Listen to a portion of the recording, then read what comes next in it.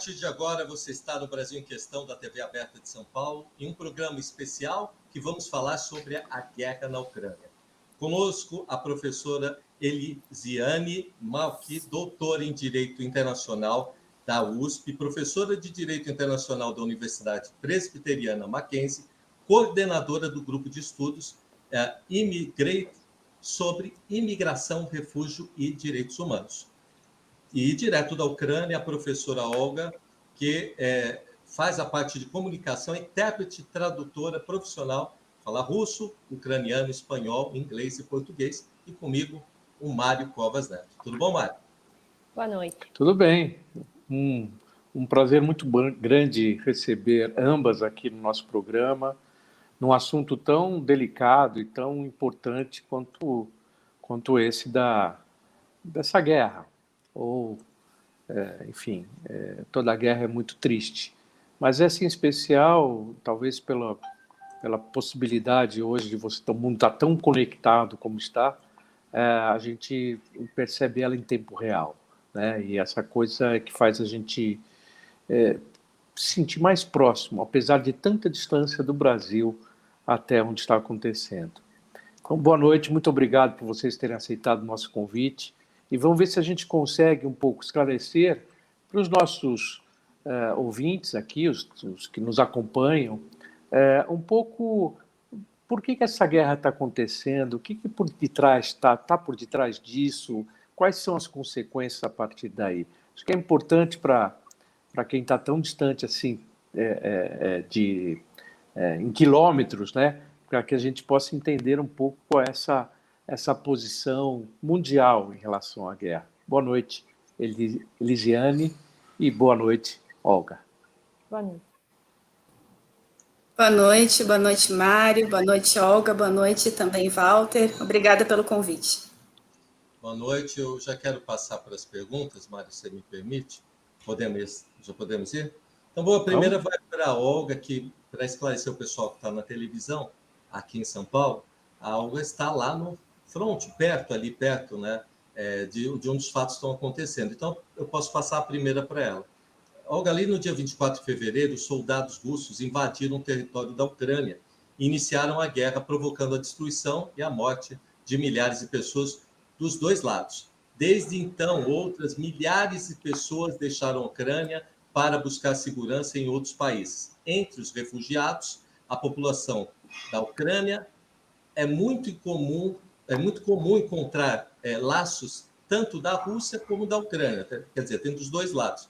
Afinal, a relação entre os dois países, que é histórica, né? São dois povos que se misturam ao longo dos tempos, porém agora não se reconhecem, né? Se tratam como inimigos. Você considera que os russos, né, que era um povo junto, e nessa relação conturbada, e agora os ucranianos vão ter lados opostos, a gente não vai conseguir unir de novo para frente, Olga? Como é que você está sentindo tudo isso? Olha, boa noite de novo a todos, todo o Brasil. Eu acordei efetivamente no dia 24 de fevereiro com os bombardeios que estava vendo desde da minha janela, porque os russos invadiram o meu país e bombardearam primeiro os objetivos, digamos, estratégicos. Então, a base militar perto da minha casa foi bombardeada. Mas, logo depois, começaram já bombardeios dos prédios das cidades civis, da população civil. Então, a Rússia não entrou na guerra contra o exército ucraniano, mas contra o povo ucraniano, contra nossas crianças, mulheres e pessoas maiores de idade, contra todos. Então, a primeira invasão russa começou com a ocupação de Crimeia e os territórios limítrofes perto da fronteira da Ucrânia, que são aquelas repúblicas não reconhecidas, no 2014. Então, desde 2014, eu considero os russos inimigos da Ucrânia, inimigos do meu país, que invadiram a minha terra e tentando criar um império que só existe na cabeça do Putin, que é uma pessoa psicópata e delirante, esse império russo que ele quer reconstruir. Então, a razão de toda essa guerra é essa enfermidade psíquica do Putin e essa vontade de criar ou recriar um império onde ele seria um czar. Então, ele tem sequestrado o povo russo, o cérebro russo de milhões de pessoas que apoiam essa invasão. Infelizmente, uns 60% ou 70% dos russos hoje estão apoiando tudo o que está acontecendo no meu país, o genocídio de povo ucraniano. Então, eles podem ser boas pessoas. Você o que quer, mas eles estão nos matando. Então, viram aqui para matar, mas vão morrer. E vão morrer porque o nosso exército e nosso povo estamos dispostos a lutar até a última bala. Volta. Mário, você quer fazer as considerações ou eu passo para... Não, deixa eu escutar um pouco mais para poder me meter nessa conversa. Vamos lá. Professor, essas 2 semanas de guerra foram apresentadas várias justificativas para a invasão, né, russa ao território ucraniano. Primeiro, o presidente russo alegou questões de segurança em razão da Ucrânia pleitear o ingresso na OTAN. Depois ele disse que a investida era para tirar a militarização, depois tirar o nazismo da Ucrânia, aí alegou ainda que era para proteger a população pró-russa que estaria sendo vítima de genocídio por parte do governo ucraniano. Alguns analistas estão dizendo que o objetivo de Putin é retomar parte dos territórios da extinta União Soviética. E outros até veem um sonho de reconstruir, como a Olga falou, o antigo império.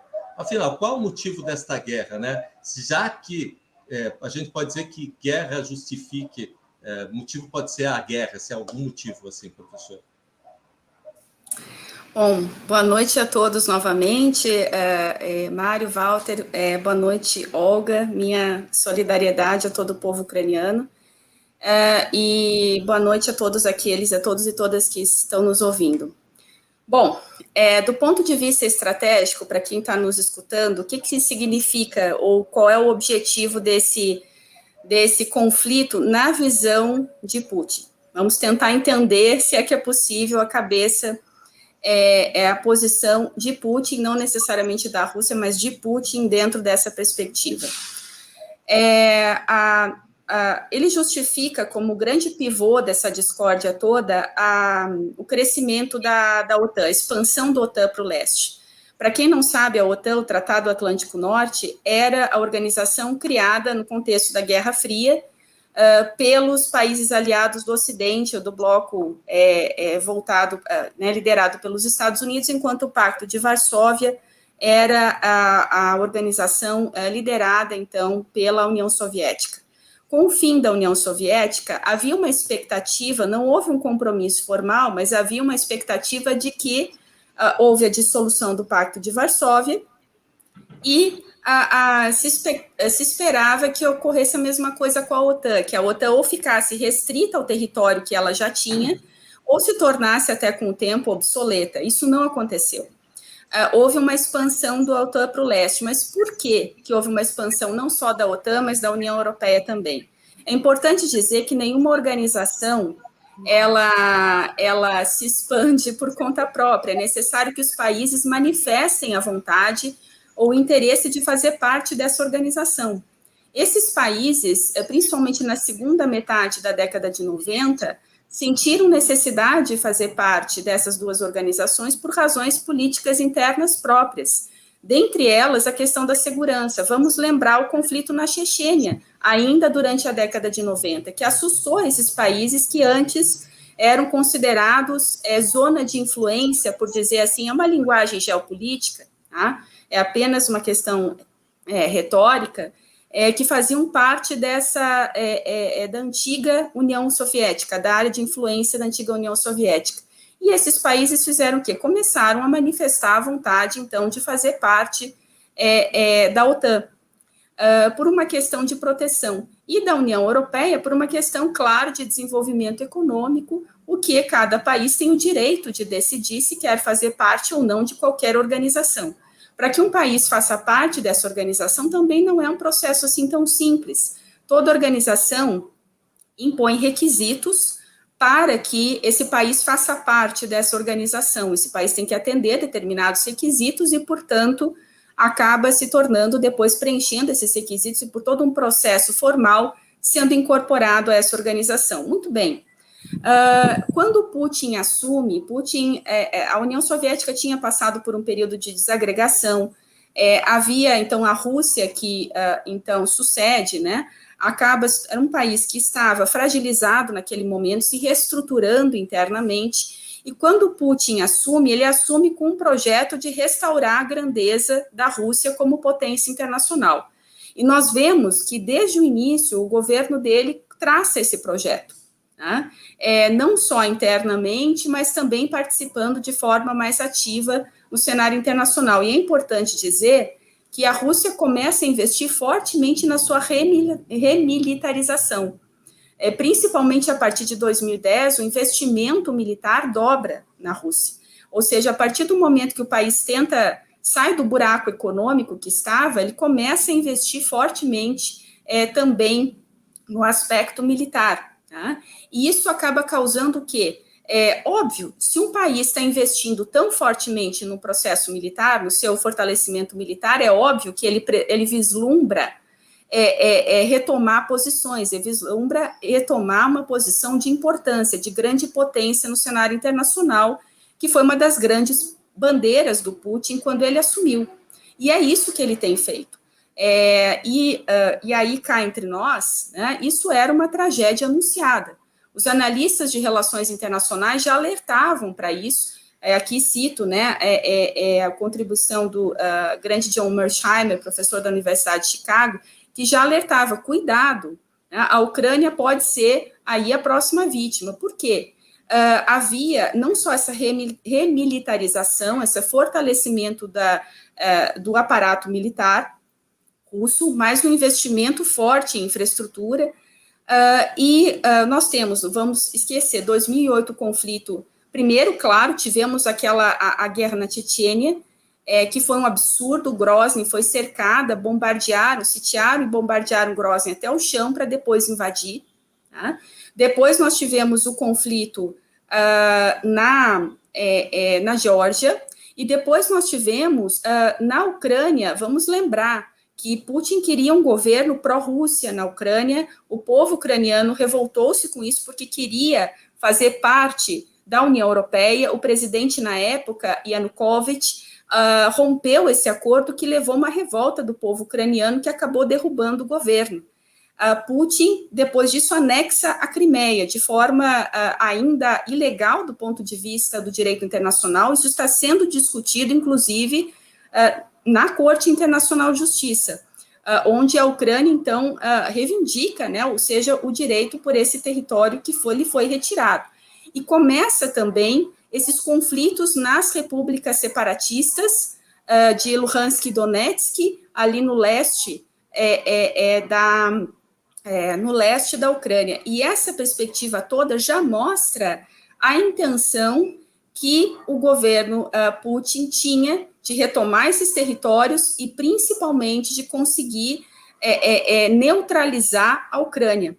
E ele vinha tentando fazer isso. Vamos lembrar também da tensão que ocorreu com a apreensão, o embargo de navios ucranianos ali no Estreito de Kerch, né, que também foi uma situação que foi parar no Tribunal Internacional do Mar, onde militares ucranianos foram detidos e presos pelos russos, gerando também mais uma situação de tensão. Ou seja, vinha a situação numa escalada, e que, claro, né, alguns analistas duvidavam que ele fosse agir na Ucrânia, como ele agiu.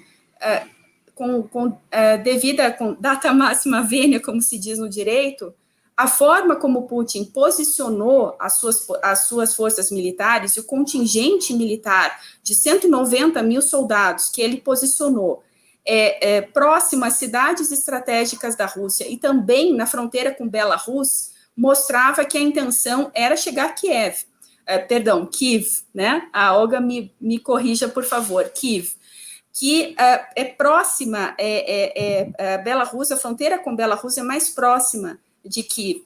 Então, quando havia esse posicionamento, nós observávamos claramente que havia uma intenção de um projeto maior, que não era simplesmente aquele discurso de proteção das províncias separatistas e toda aquela falácia que foi criada para justificar a invasão, né? Essa retórica já foi usada antes na história, e creio que muitos que estejam nos assistindo sabem do que eu estou falando, já foi usada antes na história para justificar algum tipo de tomada de território ou de invasão. O projeto de Putin em relação à Ucrânia é tornar a Ucrânia um país satélite, como é o caso da Belarus.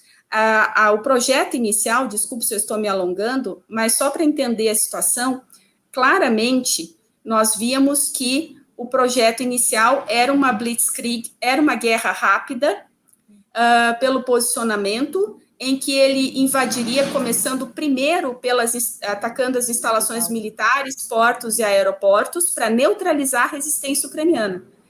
E tomar Kiev o mais rápido possível, para assim destituir o governo de Zelensky, instaurar um governo fantoche da Rússia e forçar a Ucrânia a uma rendição, a um comprometimento de não ingresso na OTAN ou na União Europeia, mas parece que o projeto dele está dando errado. Pois não. Muito obrigada, Elisane, você está fazendo uma análise maravilhosa, de verdade, agradeço, porque estou com muita emoção e às vezes eu não consigo fazer uma exposição tão lógica como você está fazendo. Só quero frisar uma coisa. Em 1991, quando a Ucrânia já deixou de ser uma parte da União Soviética, a Ucrânia tinha a terceira maior potência nuclear no mundo. Ou seja, aqui na Ucrânia tínhamos armas nucleares, éramos fabricantes de armas nucleares e tínhamos um monte dos mísseis. Então, para equilibrar esse potencial nuclear, os Estados Unidos, a Rússia e Inglaterra firmaram um memorando de Budapeste em 1994. Então, a Ucrânia entregava o seu armamento nuclear à Rússia a troca ou a câmbio de uma proteção, uma garantia de proteção de nosso território e nossa independência. E olha, 20 anos depois, a Rússia invade o nosso país, ou seja, o país que deveria proteger a nossa integridade é aquele que nos invade. Então, por isso, a gente se sente traicionada por Rússia muitas e muitas vezes em pouco tempo. Mário?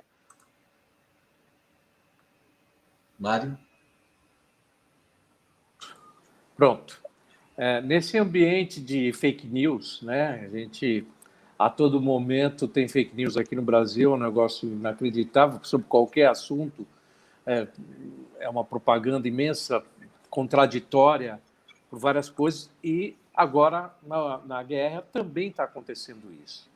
Fica difícil da gente saber o que é verdade, o que é mentira, o que é fantasia, o que é justificativa. Aliás, em guerra, também a verdade é uma coisa um pouco deixada de lado. Há muita propaganda, porque isso faz parte também, não só as armas, mas também a guerra de informações.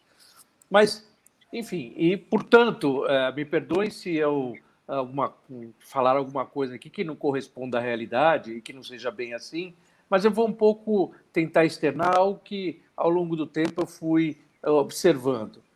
Primeiro, é dito o seguinte, olha, quando houve essa ruptura da antiga União Soviética para as independências, teria sido estabelecido um compromisso de não adesão à OTAN à época.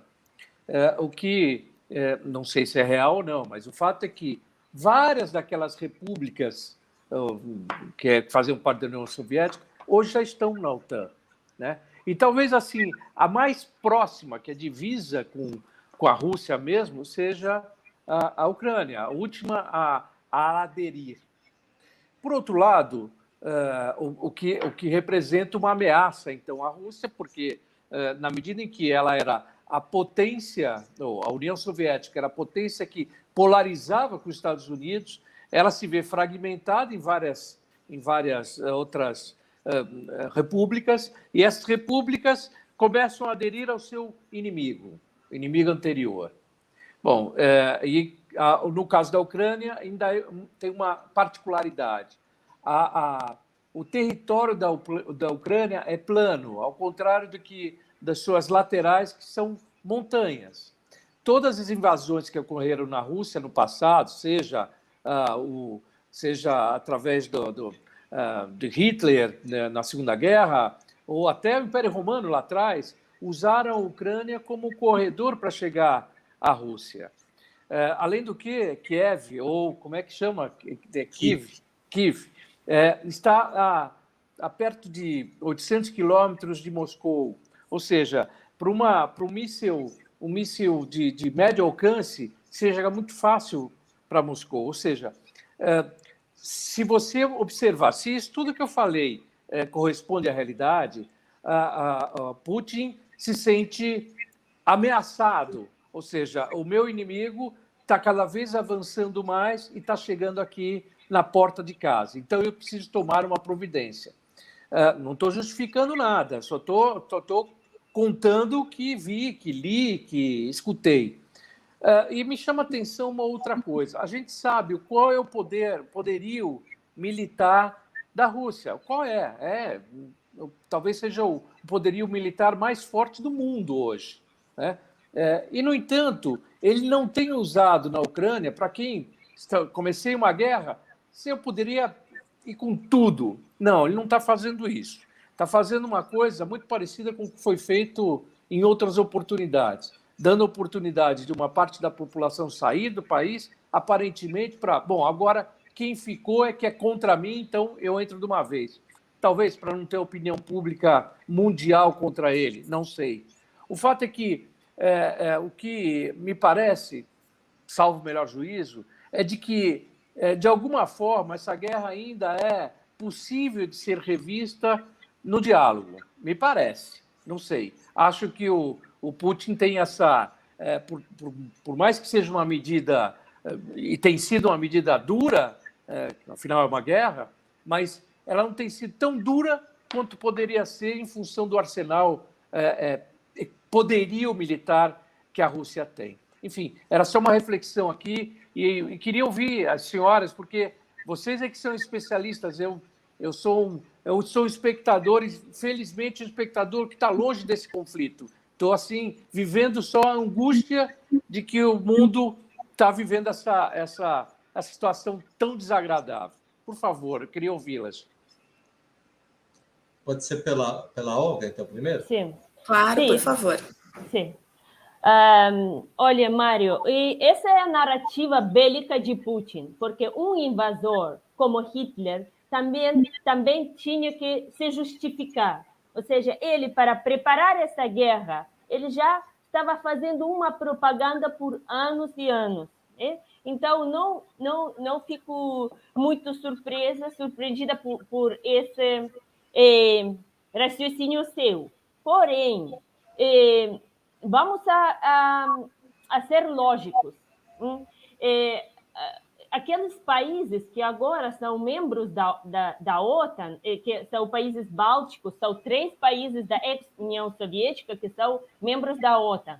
Eles têm um acordo de não usar missis de larga distância. Né? Então, eles são membros, têm armamento, mas, em teoria, eles não poderiam lançar um míssil assim, balístico de alcance rápido. Porém, desde a Ucrânia, se a Ucrânia fosse parte da OTAN, poderia, teoricamente, ser lançado um míssil mais próximo do Moscou, mas apenas próximo do Moscou. E isso seria, em vez de 15 minutos, seria 8 minutos, né?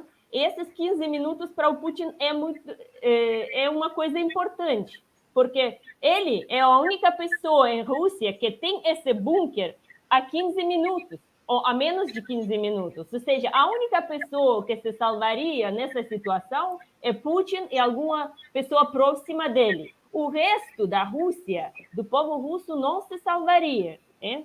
Então, ele só está preocupado pela segurança dele.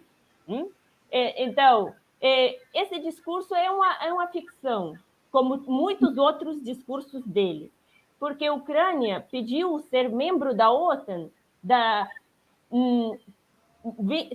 ao ver-se ameaçada pela Rússia, porque a Rússia, em 2008, invadiu Geórgia, um país independente também da ex-União Soviética, e anexou parte do território da OTAN. Então, a Ucrânia, efetivamente, pensou, nossa, a próxima vítima vou ser eu.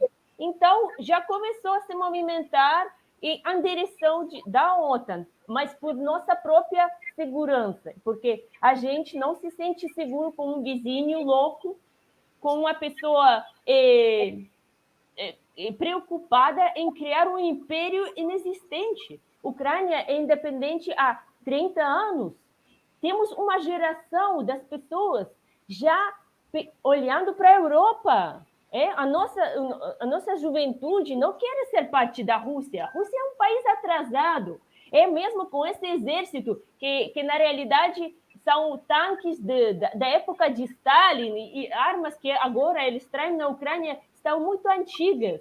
É um exército que não está preparado para uma guerra que o Putin está fazendo. Porque se você entra no território de um país, a estratégia deve ser outra.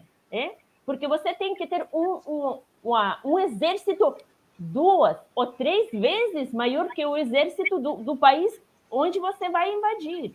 Então, ele pensou que a Ucrânia vai se render em 24 horas. Por isso, ele colocou todo esse exército na fronteira com a Bielorrússia, pensando que fazer essa guerra rápida, blitzkrieg, e conquistar a nossa capital. E já estamos 2 semanas resistindo. E ainda Putin não conseguiu ocupar uma cidade de mais de 500 mil habitantes. Está sediando muitas cidades, mas ocupar e manter essa ocupação não tinha conseguido. Esse é os meus argumentos. Professora? Sim. Bom, em primeiro lugar, é claro que se nós pensarmos pela ótica do Putin, como ele imagina estrategicamente essa situação, e para a manutenção do projeto de poder dele, sem dúvida nenhuma, recuperar essas áreas de influência fazem parte do jogo dele, tá? E fazem parte também desse projeto de poder do qual que ele estruturou para o projeto Rússia Grande Potência, tá? Então, isso é a ótica dele. Essa perspectiva, então, é importante dizer, né? Só fazer uma referência, a Olga mencionou os memorandos de Budapeste. Isso é uma questão importante, porque a Ucrânia entregou, alguns até disseram à época, Kissinger foi um que disse que isso poderia custar caro à Ucrânia no futuro, ou seja, abrir mão do seu arsenal nuclear, porque isso poderia lhe garantir proteção de que ela não seria invadida no futuro. Mas a Ucrânia não teve muita escolha naquele momento. Vamos lembrar que foi um momento de desagregação da antiga União Soviética e foi um momento que manter um arsenal nuclear é muito caro, é extremamente caro e é um risco muito grande. Então, quando a Ucrânia fez esse gesto, ela fez também numa situação de necessidade, contando com esse compromisso.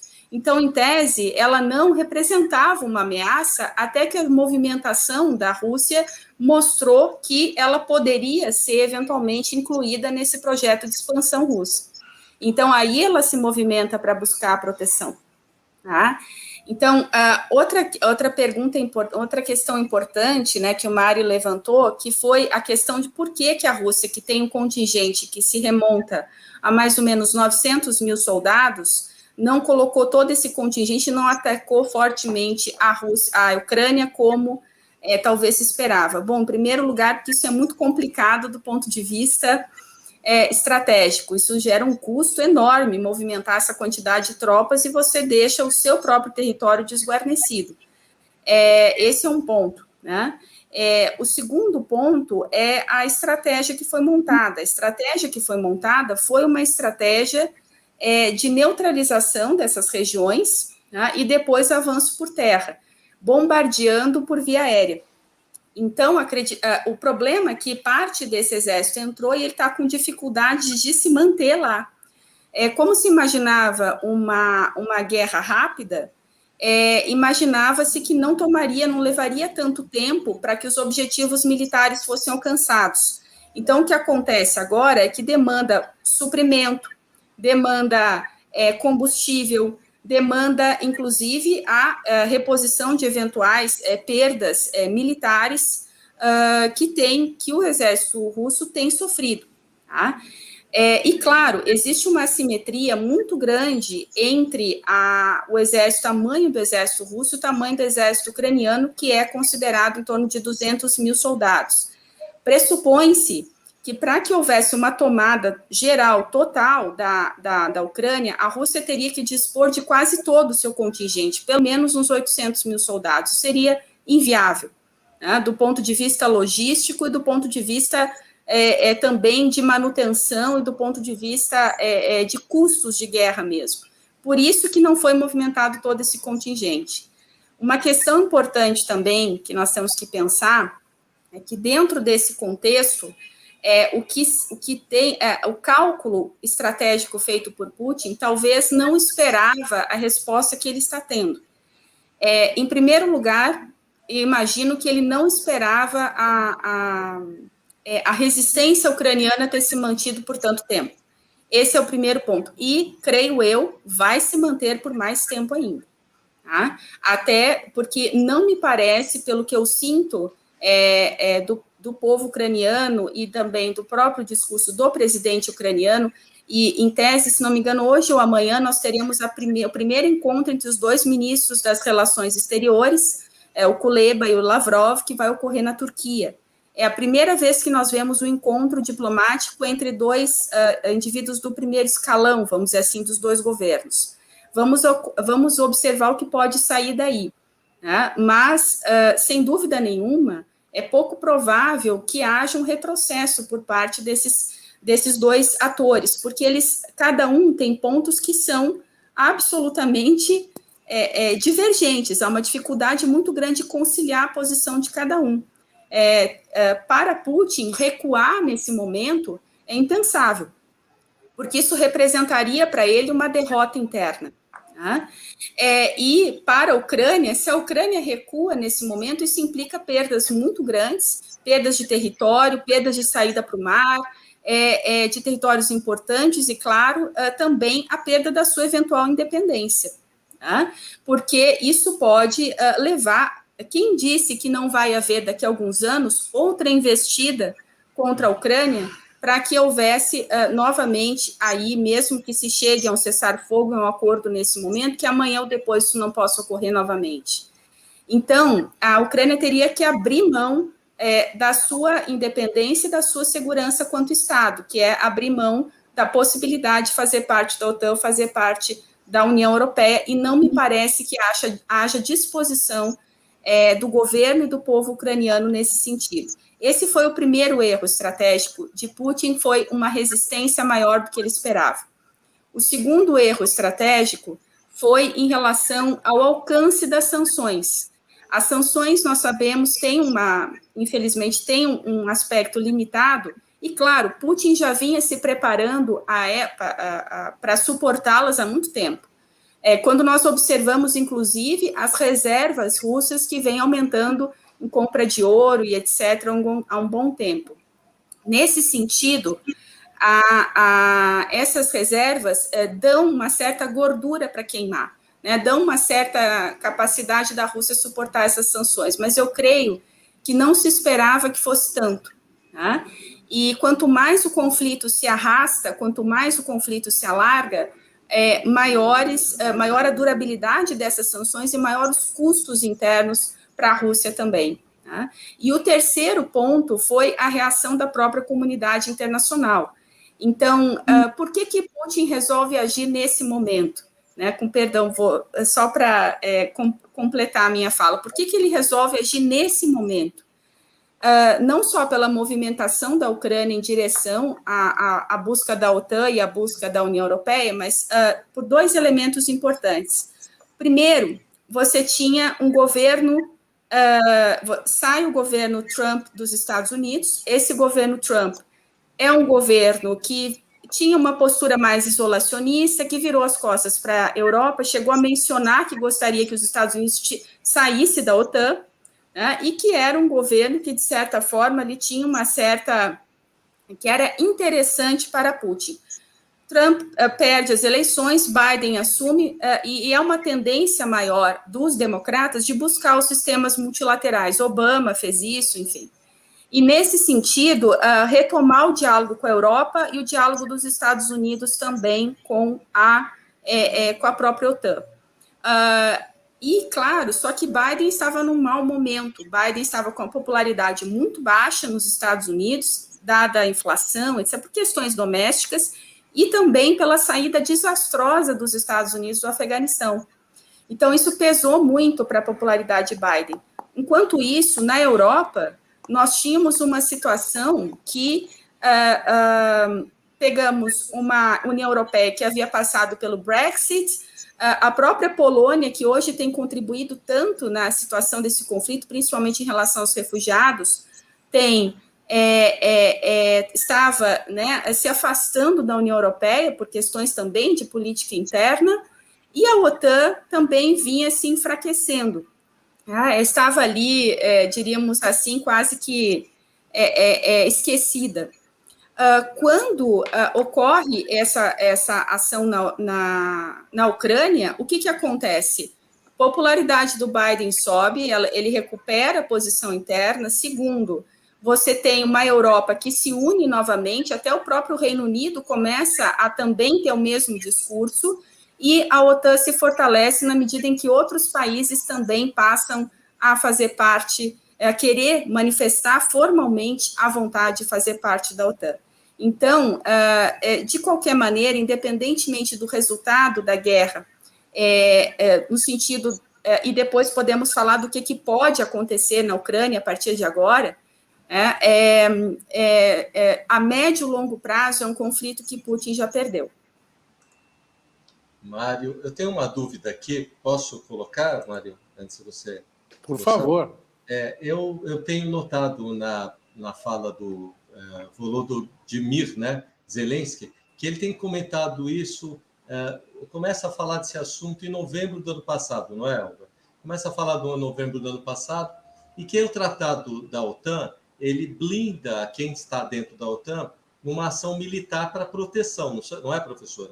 Então, assim, ele já vinha lá atrás estabelecendo isso, porque ele já sabia, quero ser corrigido, que se esses países integrassem a OTAN, com certeza os aliados teriam que combater aquele, mesmo que estivesse dentro do ciclo da OTAN, combater quem quebrasse o acordo, né? Então, lá atrás ele vinha falando isso. Agora, o discurso dele é o seguinte: a gente quer que feche o espaço aéreo, que demanda de uma ação militar. Não adianta só entregar os aviões para ele, que a gente não sabe nem se tem piloto para pilotar tudo aquilo. Que a gente entende hoje, infelizmente, é que as pessoas de 18 a 60 anos não podem sair da Ucrânia, né? Então, possivelmente, eles não estão militarizados, como eu fiz exército, como outras pessoas, que nem às vezes teriam condições de pegar numa arma hoje em dia. Então, a pergunta é o seguinte, assim, bem para dentro do povo, Olga.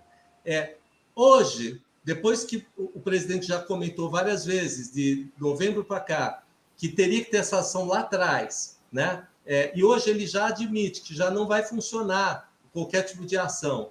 E a própria população, como é que está sendo defender o país? Porque, ao que me parece, é um ciclo sem volta, né? Independente para onde vá, se vá para a única metodologia de parar o Putin é a OTAN entrar com evasivas, e ninguém vai querer uma guerra nuclear. Como é que está sendo dentro da Ucrânia essa situação? Porque tem menos militar para proteger habilitado do que tem, evidentemente, a União Soviética. Não sei se eu me fiz claro. É uma ida de 2014 para cá, para entender que parece que o time já passou para qualquer ação militar. Sim. Vamos ver. Como a Ucrânia está em guerra com a Rússia há 8 anos, já temos um exército preparado para essa guerra. Já temos os militares profissionais, os soldados que estavam lutando na frente. Eu vou dizer que quase 15 mil pessoas morreram da parte ucraniana e outros tantos da parte russa, da outra parte, talvez menos, nessa guerra. Então, já temos o pessoal preparado para lutar. Já temos, além disso, a Ucrânia tem um permisso de armas. Então, 5 milhões de ucranianos têm arma na sua casa. E esse número é grande assim, graças a essa invasão que a Rússia fez. Ou seja, o povo ucraniano já estava se preparando para uma possível continuação da invasão. Então, temos mais de 240 mil soldados profissionais militares que já tinham feito o serviço militar lutando contra a Rússia. Temos muitos homens já armados e que são caçadores e que sabem usar as armas. E também estamos pedindo, por exemplo, os aviões à Polônia, porque a Polônia tem o mesmo tipo de caça, de aquele avião exterminador, que pode pilotar um piloto ucraniano. Tá? Não estamos pedindo qualquer arma, pedimos armas muito concretas e pedimos o fechamento do nosso céu, que é mais perigoso e eventualmente, essa é a decisão difícil para a OTAN, né? Porque eventualmente pode levar a um início de uma guerra muito mais potente. Porém, estamos já vivendo uma ameaça nuclear, porque o Putin está controlando 2 centrais nucleares, a de Chernobyl, que estão já ameaçando porque estão cortando a eletricidade e só pode aguentar 48 horas com geradores elétricos. E se esses geradores já esgotam o seu potencial, pode haver uma evaporação radiativa perigosa para a população civil e para o mundo inteiro. E também, outra central nuclear está nas mãos dos soldados russos, que é a central do Zaporizhia, que é a maior central nuclear em Europa, e 6 vezes maior que Chernobyl. Então, o Putin já está ameaçando o mundo inteiro, não apenas a Ucrânia, o mundo inteiro com uma arma, digamos, nuclear indireta, tá? Além daquelas armas táticas, mísseis nucleares que eles têm. Mário? Não, estou aqui observando, eu não tenho muito o que acrescentar, eu só fico...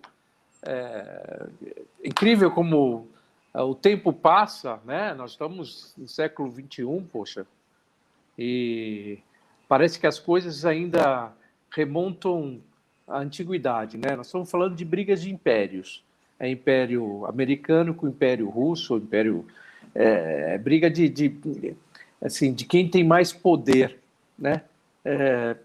É lamentável que no fundo se resuma a isso e ao mesmo tempo incrível a briga em tese da Rússia com a Ucrânia, mas que se envolve uma série de outros países, inclusive os Estados Unidos fornecendo armas, etc. E tal, o que, obviamente, mostra que não se resume a 2 países apenas. Eles têm uma repercussão muito maior. Por isso, quando a Olga fala do que isso pode acontecer adiante, de fato, quer dizer, imagine que amanhã um país qualquer, a Polônia, por exemplo, empreste os aviões. Né? E aí a Rússia olha e fala assim, não, agora temos mais um inimigo, que é a Polônia. Aí os Estados Unidos falam, não. Enfim, isso pode gerar um bolo de neve muito grande. Por isso acho, aí é a minha impressão, de que o poderio militar da Rússia não veio com toda a ênfase, e eu não estou falando só de contingente de homens, estou falando de armas mesmo, né? Armas mais potentes. Exatamente porque sabe dos riscos, das consequências que isso pode acontecer. Por isso que, sim, ainda insisto nisso. Eu sinto que o movimento da Rússia em relação à guerra é um movimento de etapas, para tentar conseguir, em algum momento, quebrar a espinha da Ucrânia para que ela ceda e se submeta à vontade deles com o menor estrago possível. Se é que isso é possível, né? Mas é isso que a gente fica observando, porque as consequências de uma guerra indiscriminada pode levar, sem dúvida nenhuma, a um conflito mundial. Professora, a senhora quer comentar? Sim, gostaria. Não, faz sentido, sem dúvida, Mário. Essa questão toda agora, a discussão, e hoje a Kamala Harris, vice-presidente dos Estados Unidos, está na Polônia justamente para negociar essa questão do envio dos aviões. Mas como enviar? Uhum. Essa é uma questão bastante complicada, porque qualquer ação que possa sair do controle, ou mesmo a chamada zona de exclusão aérea, que é a proteção, ou seja, evitar porque esse está sendo o grande flagelo da população ucraniana. Como eles não estão conseguindo penetrar por terra, o armamento russo, que é muito mais potente, está atacando por via de mísseis aéreos, né, por baterias antiaéreas e também pela frota aérea russa. Nós observamos que a primeira providência que os russos fizeram foi destruir instalações militares ucranianas e aeroportos. E boa parte da frota aérea ucraniana foi abatida no chão, não chegaram nem a decolar.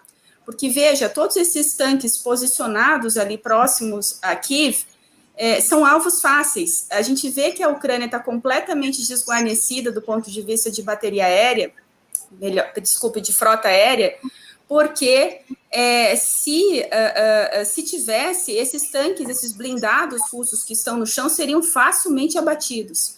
Isso não está acontecendo. Então, a Ucrânia precisa desse armamento para conseguir continuar resistindo. O problema é como fazer isso sem incluir outros atores. Porque aí, se outros atores forem envolvidos nessa situação, vamos lembrar que 2 guerras mundiais começaram com conflitos regionais. Justamente quando, né, começou esse discurso de... esse discurso de essa região aqui, vamos proteger, o Hitler falando sobre os Sudetos, vamos proteger essa região aqui que fala alemão, que tem essa identidade germânica, e depois ele toma a Tchecoslováquia inteira e não para mais, né? E também, ou seja, a mesma coisa aconteceu na Primeira Guerra, um conflito entre a Sérvia e o antigo Império Austro-Húngaro, ou mais especificamente a Áustria, que acaba gerando depois a Primeira Guerra Mundial. O problema é que nós temos enclaves de disputas, regiões que são estratégicas no mundo. E esses enclaves, eles são palcos de enfrentamento dessas grandes potências. Quando nós tivemos o final, isso foi durante boa parte da guerra, durante toda a Guerra Fria. Quando foi o final da Guerra Fria, se achava que nós teríamos um período de Pax Americana, né, aquela coisa toda, e não foi o que aconteceu.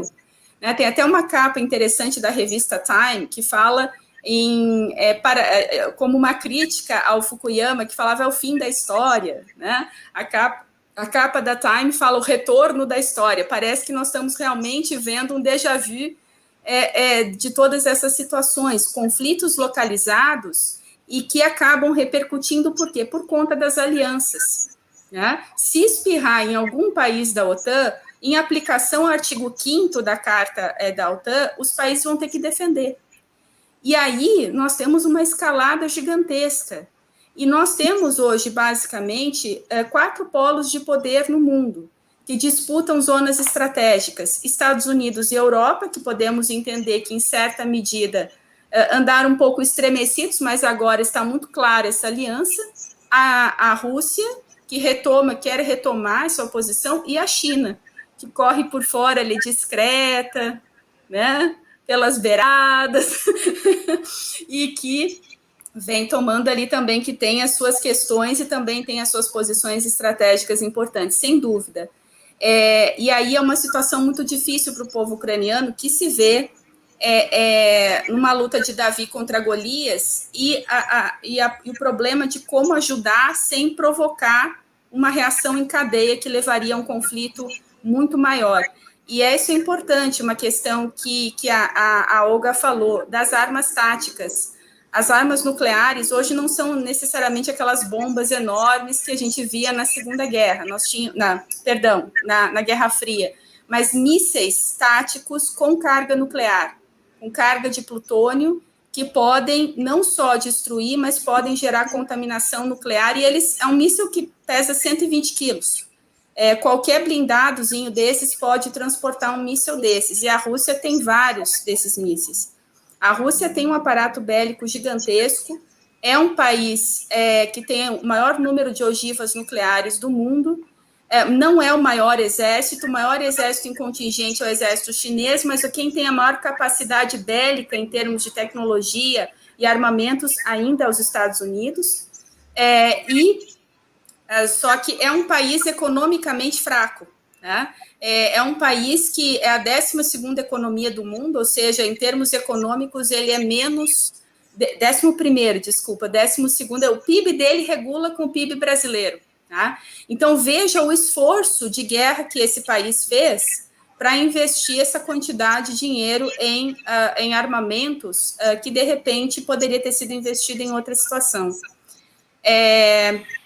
E, claro, né, por isso que as sanções podem ter um peso importante nisso, só que, infelizmente, elas só vão gerar efeitos maiores a médio e longo prazo. E cada vez mais a Rússia tem buscado como válvula de escape a China, não só para a venda de gás e petróleo, que pode acontecer, como também o escape do seu sistema financeiro, né? Quando a Mastercard, a American Express e a Visa suspenderam as operações na Rússia, a Rússia já avisou que vai passar a utilizar o sistema chinês. Então, vejam que isso também vai gerar, interessantemente, uma certa dependência a médio e longo prazo da Rússia, isso pode gerar em relação à China. E a China vai se fortalecendo quietinha ali, conquistando posições importantes. Eu queria aproveitar, Olga, aqui, porque eu acompanhei várias reportagens dela, inclusive em TVs irmãs, que é a Globo News e tal. E para quem passou um conflito, né, que sabe ali dentro da região de conflito, eu fui da Cruz Vermelha, então dá para entender um pouco o sentimento disso.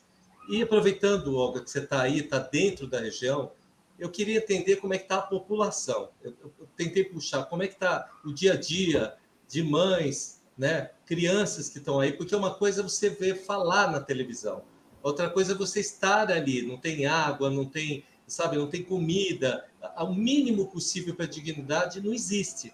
E o povo fica refém da situação da guerra, né? Independente dos lados. Então, eu queria que você narrasse um pouco isso, porque é importante as pessoas que estão fora e não passam por um processo desse, entender como é que a pessoa está lá dentro sobrevivendo, porque isso não é impossível da gente sentir, né? Me conta um pouco como é que está a situação das famílias daí. Sim,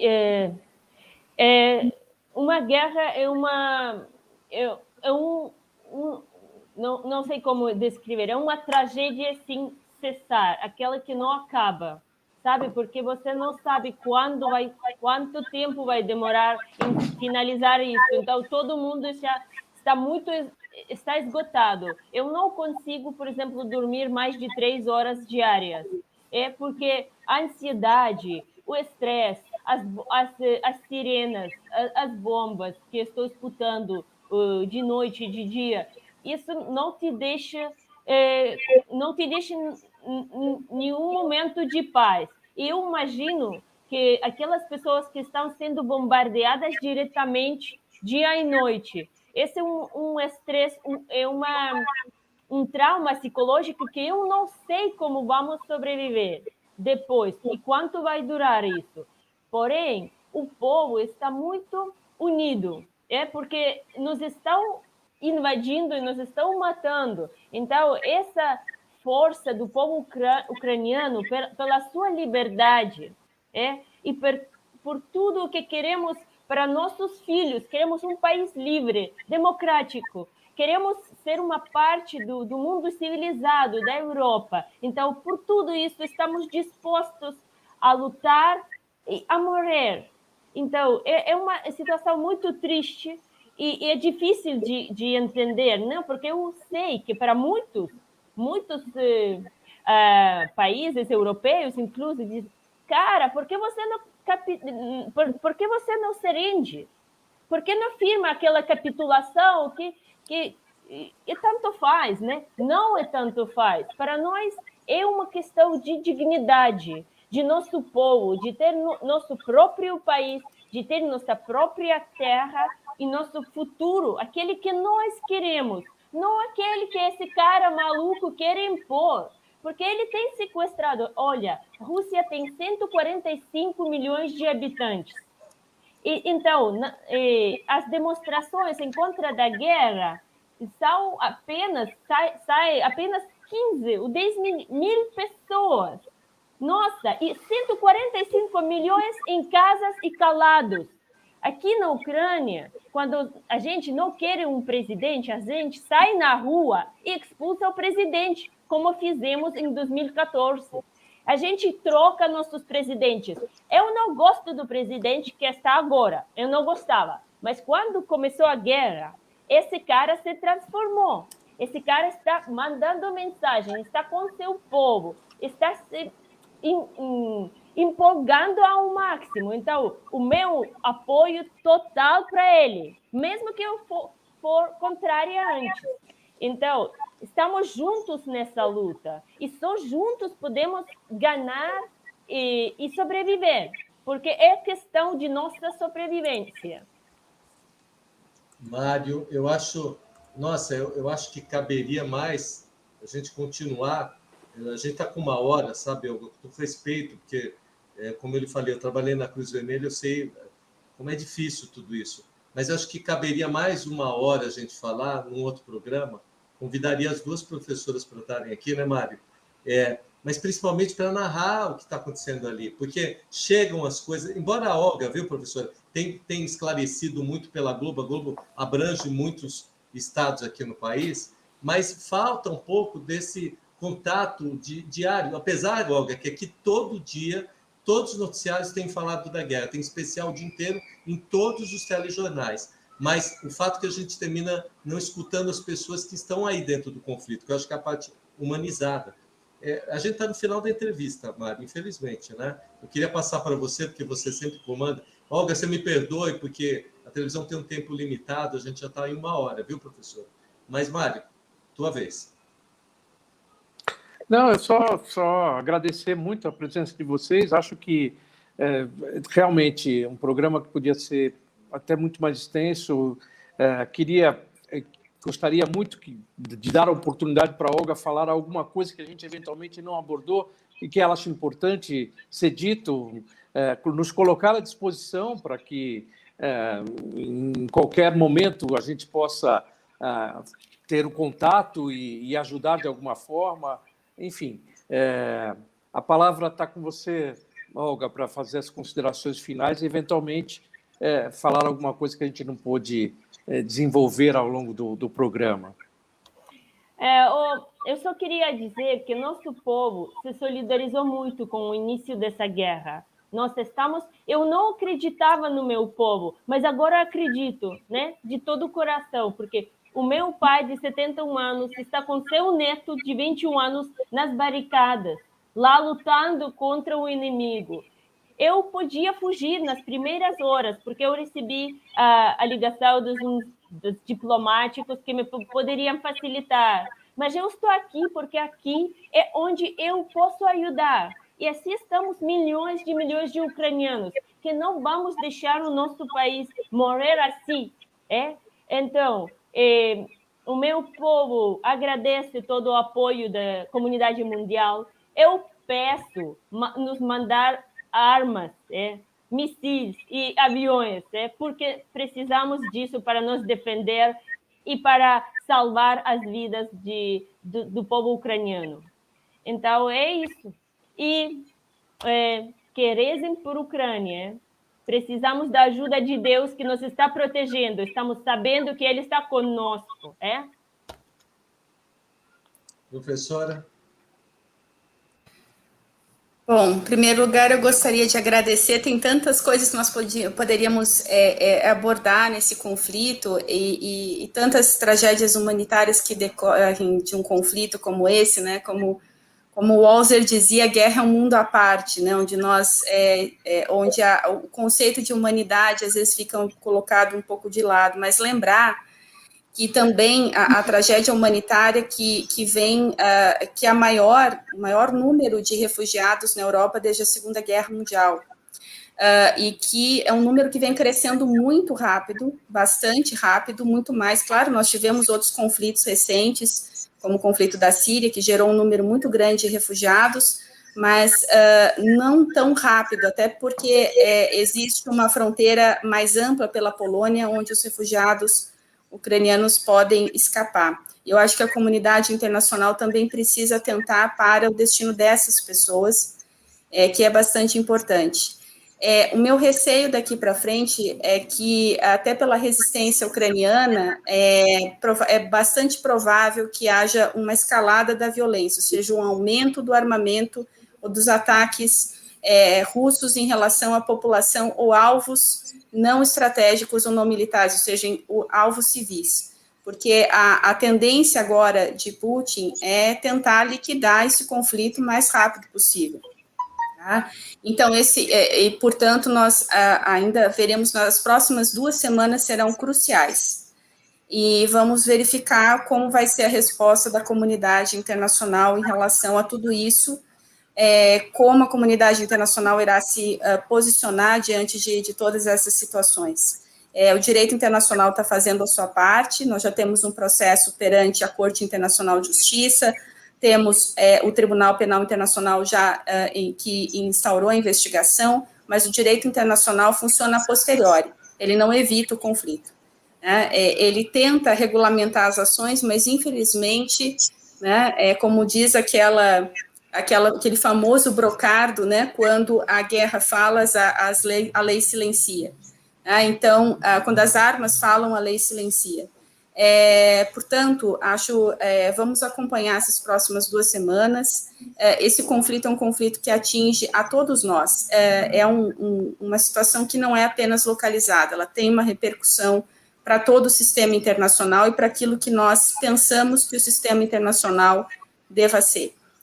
Então, tem muita coisa em jogo nesse conflito e acho que devemos acompanhá-lo com muita cautela. Professora, obrigado. Mário, posso encerrar, então? Por favor.